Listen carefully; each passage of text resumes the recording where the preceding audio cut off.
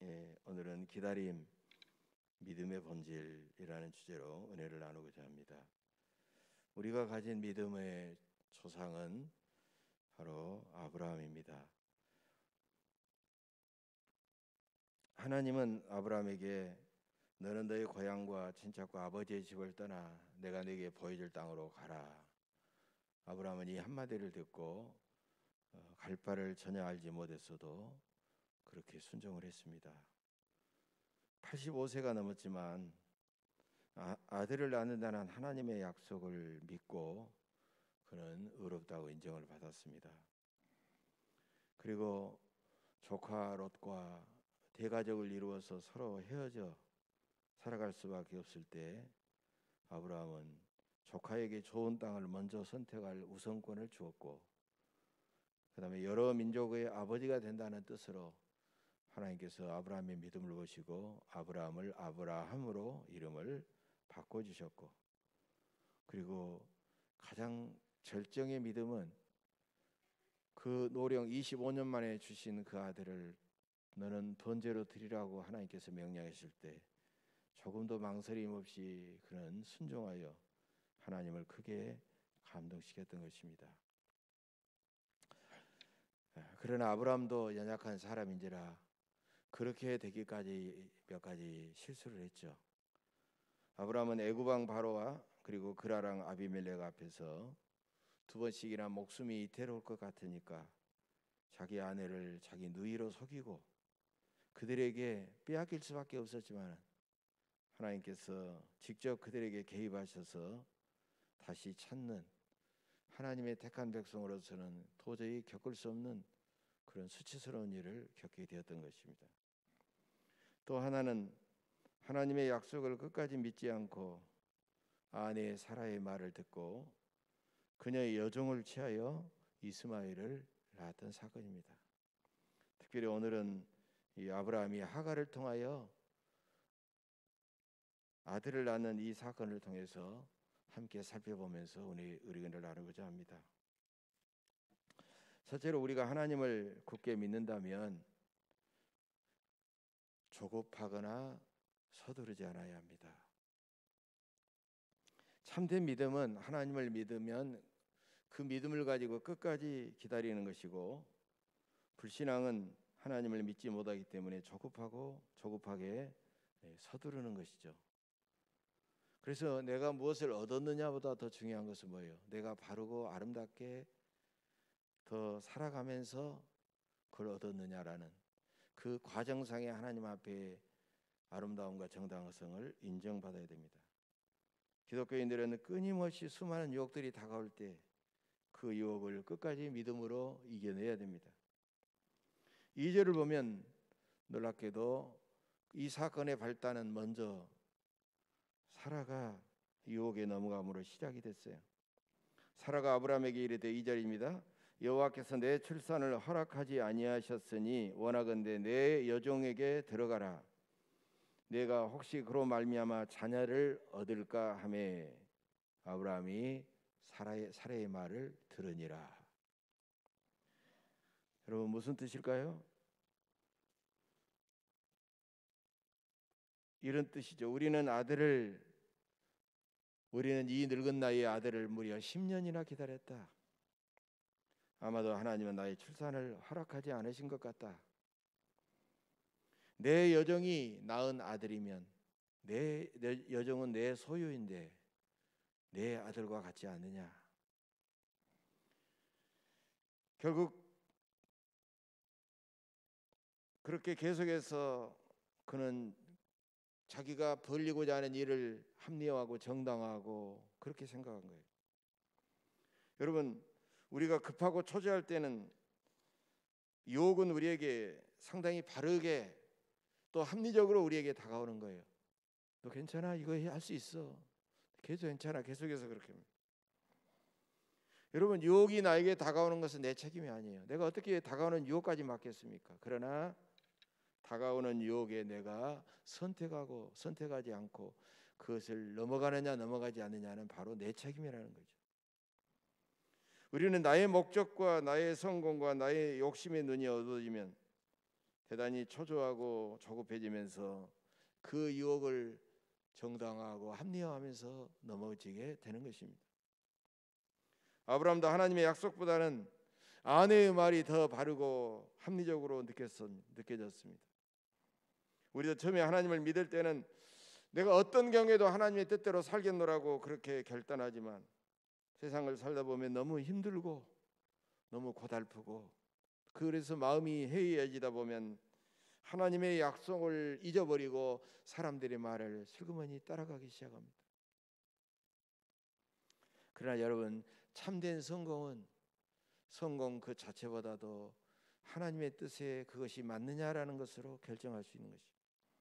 내 뜻이 당장 이루어지지 않았다고 낙심하거나 조급해하지 않아야 된다는 거예요. 우리는 낙심하고 조급하고 초조해지면 우리는 사람의 말을 슬그머니 듣게 되고 전혀 잘못된 선택과 결단을 하고 실패하고 마는 것입니다. 덴마크의 유명한 실존주의 철학자가 있죠. 실존주의 철학의 아버지라고 부르는 쉐런 키에르케고르라는 사람이죠. 키에르케고르라는 사람. 이 키에르케고르는 어린 시절에 아버지와 함께 수영장을 찾아갔습니다. 수영장을 찾아가지고 아버지 앞에서 자기 수영 잘한다고 아빠 저 보세요 저 보세요 하면서 막 팔을 잊어주면서 물에 잘 떠 있는 것처럼 그렇게 막 자랑을 했어요. 그런데 사실 알고 보면 발 하나는 수영장 바닥에다가 딛고 한쪽 발은 막 이렇게 젖으면서 아빠 나 수영 잘해요 저 보세요 했던 거예요. 막 수영을 전혀 할 줄 모르는 그가 아빠 앞에서 자기 수영 잘한다고 자랑한 거예요. 그때 키에르케고르는 그때 어린 시절의 일을 기억하면서 이렇게 말합니다. 많은 기독교인들이 나는 하나님을 믿는다, 나는 믿음이 있다라고 사람들 앞에 자랑하지만 사실 세상에다가 발 하나는 딛고 물에 뜬 척하면서 자랑하며 살아간다. 여러분, 우리의 참된 믿음은 이런 믿음을 어떤 믿음이냐? 발 하나는 세상에 딛고 나는 믿음이 있다라고 자랑하면서 뻐기고 그렇게 살아가는 믿음을 시험을 통과하지 않는 믿음, untested faith라는 말을 쓰고 있어요. 지금 테스트라는 말은 시험을 봤다라는 거예요. untested는 게 시험을 받지 않는 믿음이다라는 것이죠. 참된 믿음인 수많은 유혹이 우리에게 몰려올 때, 경제적으로 너무너무 어려울 때, 내가 크게 성공했을 때, 그리고 다른 사람이 아닌 나에게 많은 희생을 요구할 때, 그 다음에 내가 바라던 소원이 너무너무 늦어질 때, 그때에도 내가 그 시험을 끝까지 지키면서 인내하고 기다리느냐 말이죠. 그렇게 해야만이 합격할 수 있다는 것입니다. 우리가 신실하신 하나님을 믿는다면 조금도 조급해지거나 낙심하거나 조급해지거나 서두르지 않아야 된다는 것입니다. 두 번째로 참된 믿음은 그저 기약 없이 오랫동안 기다리는 것입니다. 사람들은 왜 기다리지 못하고 불안해하고 조급해할까요? 모든 것을 영의 눈으로 보지 않고 육의 눈으로만 보기 때문입니다. 영의 눈으로 보아야 하나님과 하나님이 하시는 일을 볼 텐데 육의 눈으로만 보니까 앞에 모든 것이 암담하고 답답하게 보이는 것이죠. 그러면 하나님의 약속을 전혀 믿지 않고 자기 생각과 감정과 의지를 앞세우게 되는 것입니다. 장로계의 아버지라고 하는 요한 칼빈도 이런 말을 했어요. 당신의 몸이 교회에 들어오는 것은 쉬워도 당신의 영혼이 그리스도 안에 들어오기는 어렵다. 이런 말을 했어요. 우리의 몸뚱아리가 교회에 들어오는 것은 별거 아니에요. 얼른 들어올 수 있어요. 그러나 우리의 영혼이 그리스도 안에 들어가서 그리스도와 하나 되고 그분을 끝까지 의지하고 신뢰할 수 있다고 하는 것은 쉬운 일이 아니라는 거예요.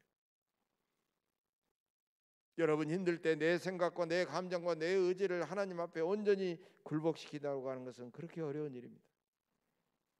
여러분 아브라함이 이스마엘을 낳을 때는요 86세였어요. 그리고 그의 약속은 13년이 지난 99세 이삭을 낳음으로써 드디어 이루어집니다. 아브라함은 13년만 더 참고 기다리면 약속의 아들 이삭을 보았겠지만 그때까지 참지 못하고 기다리지 못한 것이에요. 그래서 하나님의 약속을 믿고 기다리지 않고 성급하게 이루고자 한다면 그 사람은 영적으로 커다란 함정에 빠지는 것과 같다라는 것이에요. 여러분, 경제공황이나 그다음에 천재지변이나, 우리가 한동안도 코로나 초기에는 그런 일이 있었잖아요. 막 사람들이 불안을 조성하니까 야, 이거 어떻게 해야 되느냐. 그 사람들이 막 이런 일이 생기게 되면요 더 악화되고 그렇게 될 것 같으니까 막 마음이 불안하고 막 초조하고 막 조급해져 가지고 막 생활 필수품 어디 없는 것처럼 생활 필수품을 막 전부 다 사들여 가지고 사재기를 하고, 그다음에 만약에 은행이 도산나면 내 돈을 하나도 못 찾겠지 하고 은행에서 돈 찾으려고 막 은행 앞에 가서 장사진을 치고, 그러면 여러분 사회는 불안해지고 경제 공황이라든가 그런 어려운 사태는 더 크게 심각해지고 위기가 찾아오게 된다는 것입니다. 여러분, 신앙생활도 대단히 비슷합니다. 하나님의 약속을 굳게 믿지 않고 잘못된 선택을 계속해서 하다 보면 영적인 공황 상태에 놓이게 된다는 거예요. 그런 영적인 공황 상태 속에서는 우리가 아무리 생각하고 판단하고 살아가도 영적인 사생자만 낳을 뿐 진정한 약속의 아들 이삭을 낳을 수가 없다라는 것입니다. 21세기 초반에 미국의 리차드 버드 제독이라는 분이 해군 대령이죠. 남극 탐험대를 최초로 이끌고 남극에 도착했습니다. 눈과 얼음밖에 없는 황량한 곳이었어요. 6개월 동안 그 외롭고 고독한 어려운 곳에서 너무나도 힘들었어요. 아무것도 없었어요. 어느 날 이 버드 제독이 자기 부하였던 잭 오브라이언 대위에게 물었습니다. 문명 세계에서 수천 킬로미터 떨어진 이 남극에서 귀가는 지금 무엇이 가장 그리운가 그랬어요.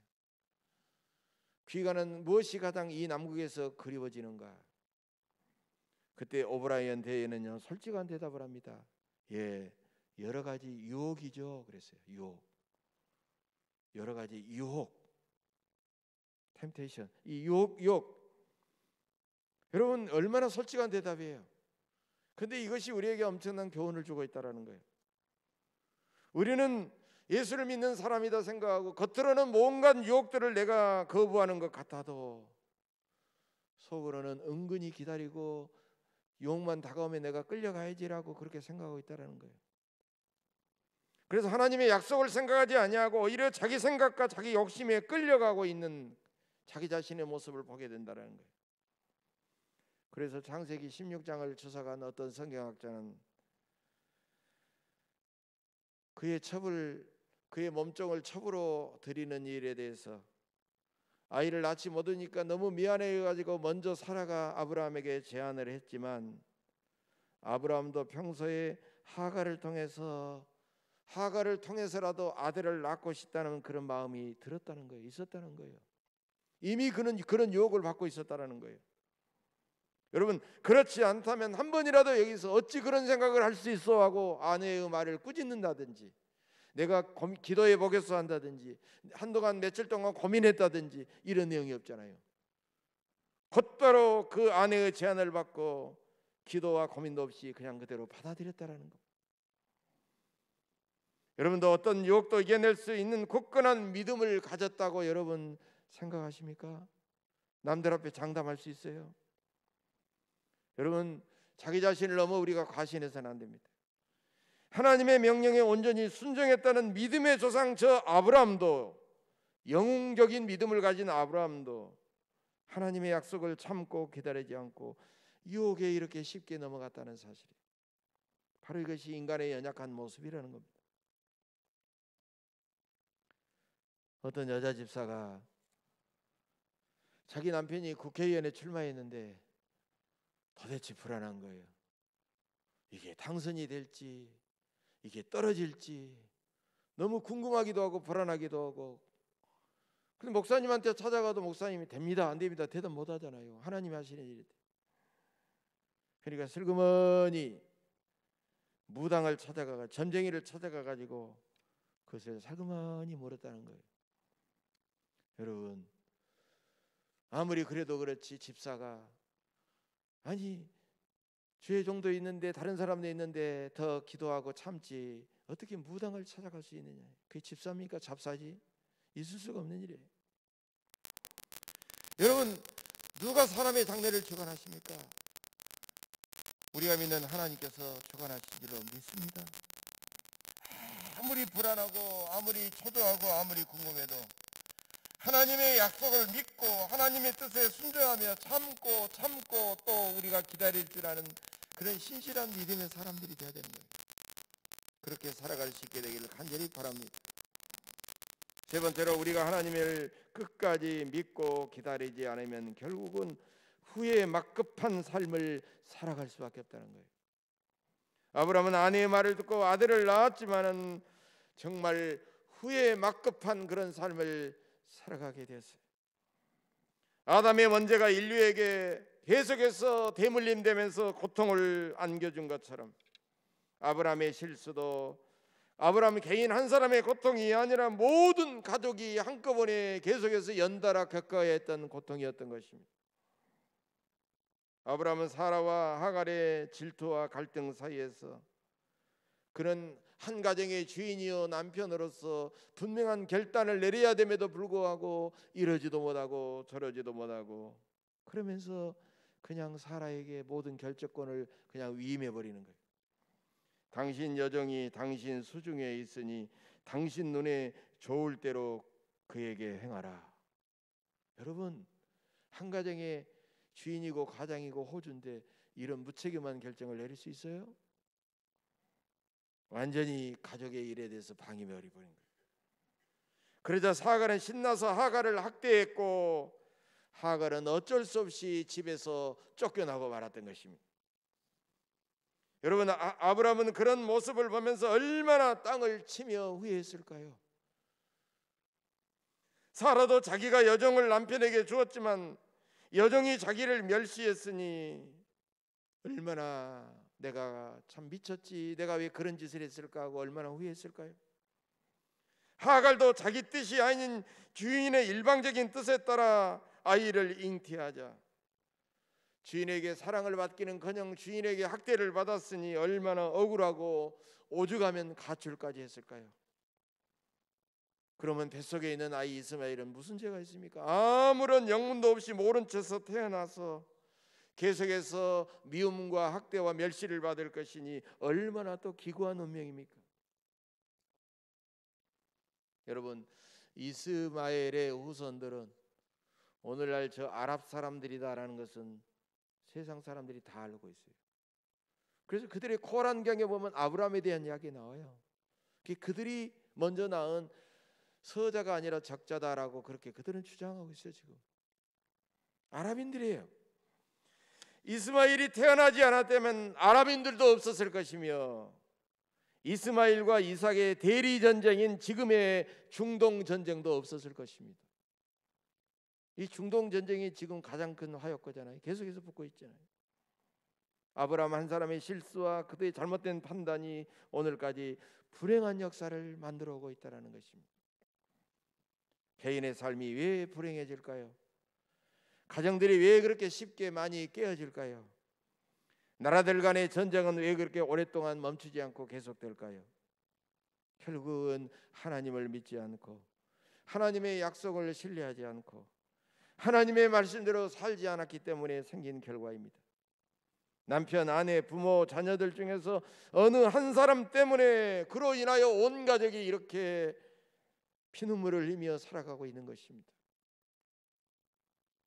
기독교인이 매우 쉽게 범하는 죄는요, 하나님의 뜻을 조용히 참고 기다리지 않고 자기 생각과 자기 욕심과 자기 감정으로 하나님의 뜻을 쉽게 이루려고 한다는 데 있습니다.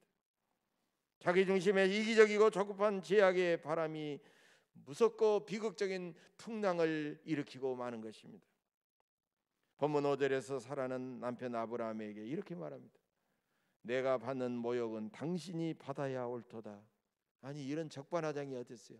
내가 받는 모욕은 당신이 받아야 옳도다. 자기가 자기 여정을 스스로 남편에게 먼저 주었으면서 어떻게 그렇게 쉽게 말하면서 책임을 전가할 수 있겠어요? 여러분, 우리 속담에 잘 되면 내 탓이요 잘못되면 조상 탓이라는 말이 있듯이 부부간의 원망과 책임 전가는 가정을 완전히 파괴하는 그런 결과를 낳게 되는 것입니다. 믿음으로 하나님의 응답을 끝까지 기다리지 않고 인간적인 판단으로 초조하고 조급해지면서 죄를 짓고 그러면서 책임을 전가하고 원망하다 보면은 그나마 있던 관계라든가 공동체는 완전히 박살나고 끝나버리는 거예요.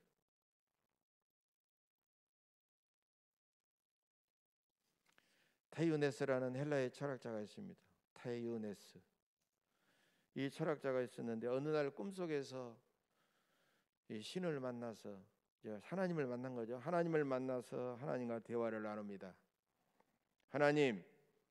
하나님에게 100만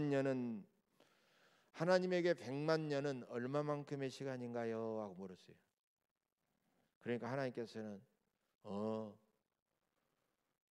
하루 정도 시간이지 그랬어요. 하루. 근데 우리가 베드로전서에 나왔죠. 베드로후서에 하루가 1000년 같고 1000년이 하루 같다 이랬죠. 1000년이지만 이제 무한정한 시간을 의미하니까 하루 정도 되는 시간이지 그랬어요. 그러니까 테유네스가 또 하나님께 묻습니다.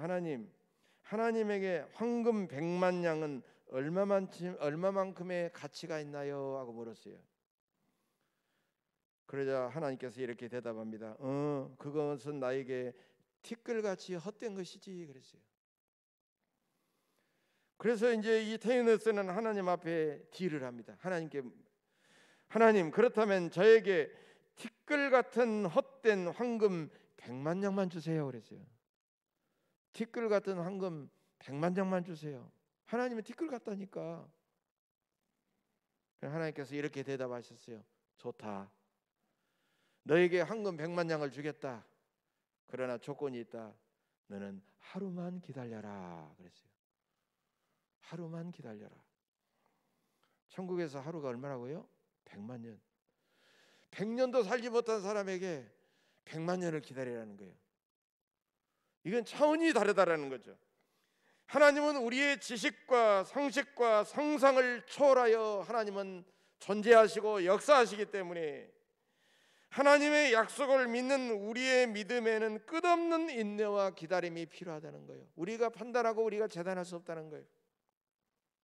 그분이 응답하시는 때를 우리가 결정할 수도 없고 우리가 예단하거나 예측할 수도 없다는 거예요. 그저 하나님께서 하시는 때 그때까지입니다. 사과가 떨어지는 모습을 보고 만유 인력을 발견했던 영국의 과학자 아이작 뉴턴은 신실한 기독교인인데 그의 말년에 이런 말을 했어요.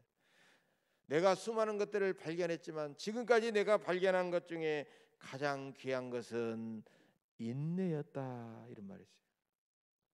인내였다. 우리가 인내가 얼마나 소중한 가치가 있는가를 새롭게 발견했다라는 거예요. 그래서 야고보 사도도 야고보서 1장 4절에서 야고보서를 시작하면서부터 우리가 여러 가지 고난과 박해와 시험을 당하는 순간 쉽게 절망해버리고 낙심해버리고 말지만 우리에게 정말로 필요한 것은 인내이기 때문에 인내를 온전히 이루라 이렇게 우리에게 야고보서 기자는 말씀하고 있다는 거예요. 그리고 오늘 야고보서 5장의 본문도 우리가 가진 재림신앙의 본질은 뭐냐? 그것은 바로 끊임없는 인내와 기다림이다라는 것을 강조하면서 대표적인 사람으로서 야고보 사도는 농부를 예로 들고 있어요. 농부. 여러분, 농부는요 귀한 땅에서 나온 열매를 바라고 하루에도 수없이 논밭을 계속 왔다 갔다 해서 김을 메고 물을 주고 거름 주고 계속해서 가다 길이 참고 그다음에 이른 비를 기다리고 늦은 비를 기다린 다음에 마침내 가을에 귀한 열매를 얻는 그 기쁨과 보람을 맛보게 되지 않느냐라는 거예요. 그런데 우리는 왜 그런 귀한 열매의 보람이 있는 일들에 대해서 우리는 그걸 왜 그것만 생각하지 우리가 길이 참고 기다리는 그 농부의 인내와 기다림을 잊어버리느냐 말이죠. 주의 말씀을 전했던 선지자들은 어땠습니까? 선지자들 치고 고난당하지 않는 사람이 누가 있어요? 멸시와 고난과 박해를 받지 않는 사람이 누가 있어요? 처절한 고난을 수없이 당했던 저 구약의 욥은 또 어떻습니까? 인간으로서는 당할 수 없는 처절한 고통을 당했잖아요. 그러나 그들은 하나님을 굳게 믿고 오래 참고 기다리고 기다린 다음에 주님께서 주신 놀랍고 복된 결말을 볼 수가 있었던 것입니다. 사람들은 모든 유혹에 넘어갈 가능성이 있기 때문에 자기 생각대로 함부로 행동하지 말고 하나님의 약속을 오랫동안 참고 기다려야 됩니다. 자기 생각과 욕심에 따라 서두르면 하나님의 약속과는 전혀 관계없는 그런 사생자를 낳게 되고 후회하게 되지만, 하나님의 약속을 끝까지 믿고 참고 기다리다 보면 하나님께서 주시는 약속의 아들을 기쁨과 감사함과 감동함 속에서 우리는 받게 될 것입니다. 우리가 한국인이 세상에 자랑하는 장수 음식이 있다면 그것은 발효 음식입니다. 대부분의 발효 음식이에요. 세상 사람들도 요즘 한식의 가치를요 이 발효 음식에서 찾으면서 깜짝 놀라는 거예요. 김치, 된장, 청국장, 간장, 식혜, 홍어 다 오랫동안 두고 발효를 시켜서 얻는 유명한 명품 장수식품입니다. 오랫동안 먹고 싶지만 참고 기다리면서 오래 두고 오래 둘수록 발효가 잘 되어서 우리 몸에 대단히 유익한 균들이 많아지면서 맛도 대단히 좋아지는 것이에요. 밥도 이제 끓어오르기 시작하면, 그러면서 김이 나면 아 밥이 다 됐구나, 이제 물이 끓었구나 하고 얼른 얼어버리면 그 밥은 밥이 아니라 완전히 죽이죠. 죽, 설밥이죠. 곧바로 소뚜껑을 열면 안 되죠. 뜸이 잘 들도록 오랫동안 충분히 기다린 다음에 열어야 고슬고슬 맛있는 밥이 되는 것입니다. 순간적인 어떤 환상에 넘어가서 잘못과 실수를 보면 그에게 후회는 계속되지만 하나님을 믿고 인내하고 기다리면서 성취의 기쁨과 보람과 열매를 결국 맛보게 될 줄로 믿습니다. 사랑하는 교회 여러분, 오늘부터 이 땅에 오시는 우리 주님을 기다리는 대림절이 시작이 됐어요. 대림절이 뭡니까? 이 땅에 임하시는 주님을 기다린다 해가지고 대림이죠. 처음 몸을 입고 오신 초림 주님도 믿음과 간절함 속에 오셨습니다. 부활하신 주님께서 보내주시겠다는 보혜사 성령님도 마가의 다락방에서 간절히 성령을 보내달라고 기도하며 기다리던 120문도 위에 오셨습니다. 마지막 종말의 천사장의 나팔소리와 함께 구름 타고 오시는 우리 주님도 우리의 믿음과 정결한 믿음과 지치지 않는 기도와 그 끈기 있는 기다림을 통해서 우리에게 오실 것입니다. 그러므로 우리의 견고한 믿음, 지치지 않는 인내, 기다림은 가장 아름다운 순종이요 최고의 신앙적인 행동인 줄로 믿습니다. 이 믿음과 기다림으로 이 대림절에 이 땅에 오시는 주님을 간절하게 기다리고 사모하며 기다리면서 믿음으로 승리하시는 여러분들의 삶이 되시기를 주님의 이름으로 간절히 축복합니다. 기도하겠습니다.